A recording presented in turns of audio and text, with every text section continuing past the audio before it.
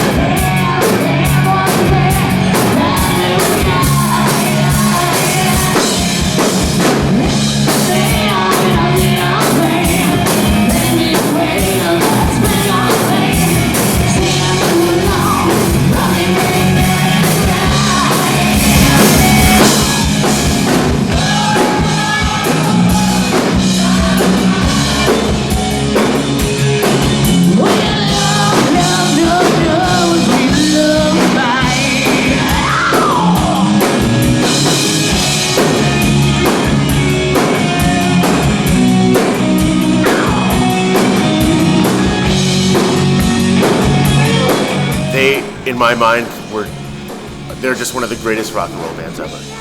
I was only 7 years old. I was already brought up on Zeppelin and Black Sabbath from all my dad's records. My dad was a rock and roller, and I remember hearing Welcome to the Jungle for the first time and just thinking, this is amazing. Like, you know, in my mind, I was probably thinking that there were no more rock and roll bands because everything I was listening to was old, and then suddenly the wave came in the late 80s of these amazing rock bands.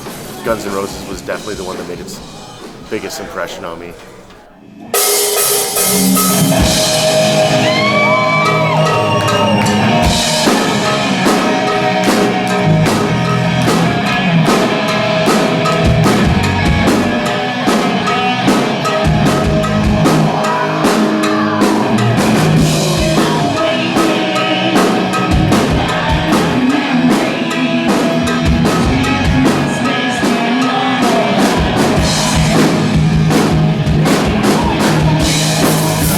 What?